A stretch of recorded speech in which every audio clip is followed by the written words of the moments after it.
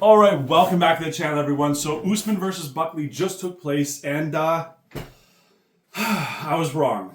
Definitely wrong. However, I wasn't completely wrong, because in my prediction video, I said that the way for Buckley to win would be via his dynamic striking, keeping Usman at range, calf kicking him, going for those oblique kicks to the knees, and then eventually closing the distance near the end and start teeing off on him.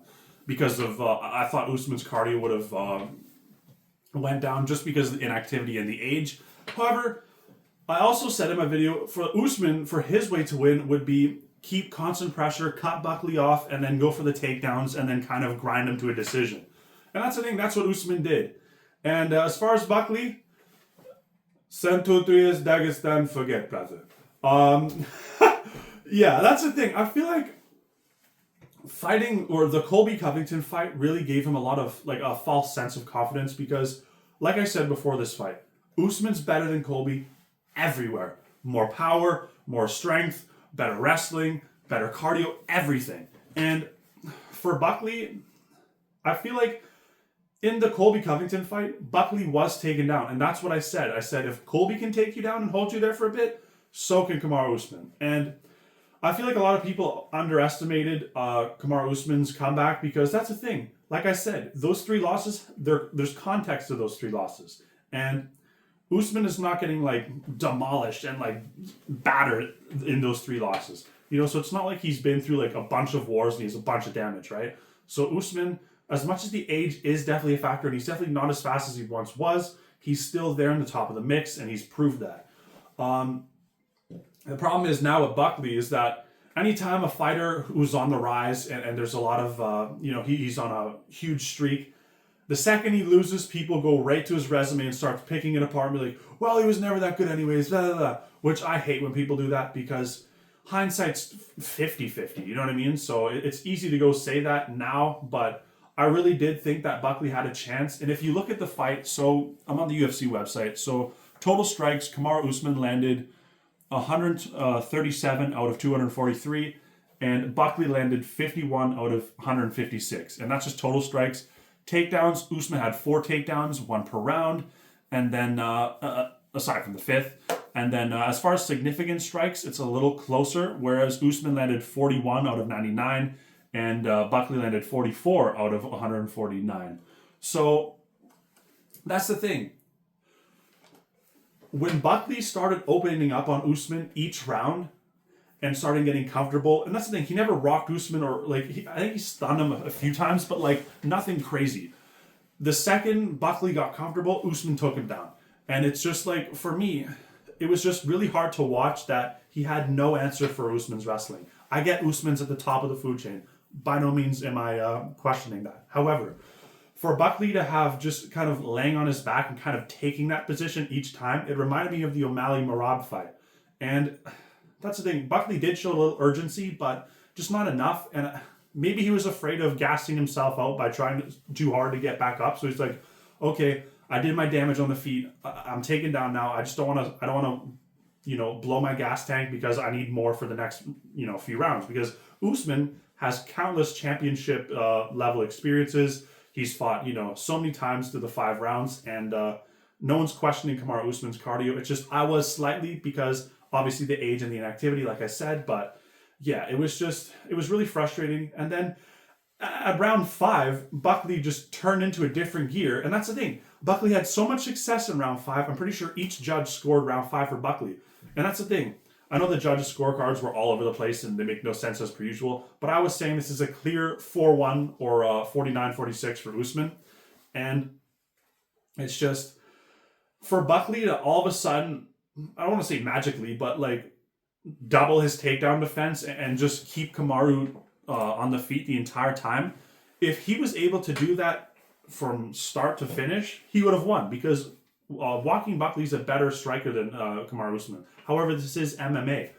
And I don't know what he's doing with his wrestling or even jiu-jitsu. Just even trying to throw up a submission attempt or something, or even strikes. Like if you remember like Tony Ferguson, prime Tony Ferguson, where someone would have him on his back and he would just be going for elbows and just trying something.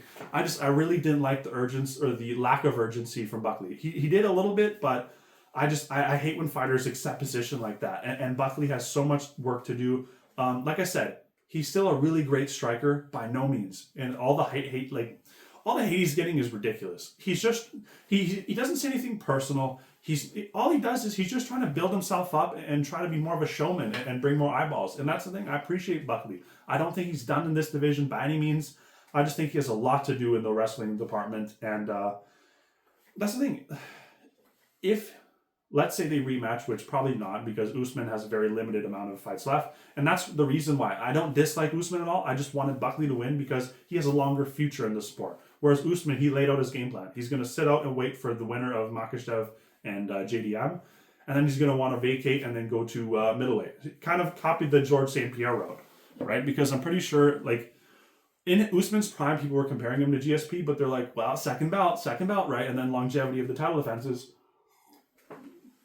Whereas Usman, he's probably thinking in his head, it's like, okay, I really went tooth and nail with Khamzat, especially in the end. Obviously, the first round was one-sided, but Usman's probably thinking like, okay, I don't know how I'll do against Dricus, but I know if I can go against Khamzat and start to do well in the later rounds, depending on how Khamzat looks against Dricus, and obviously MMA math doesn't work all the time, but Usman might have a chance against those guys, especially in the later rounds, because I get Dricus has a lot more cardio, so I don't think you'd have great of a chance against Dricus, but if they rematch against Chimaev, I feel like Usman has a really good chance, especially if he can mitigate the first round onslaught.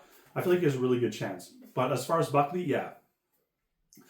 As far as Buckley, let's take a look at the rankings here. So, Joaquin Buckley, what was he? Number 7 going into this? Buckley. So, Kamaru Usman's number 5, Joaquin's number 7.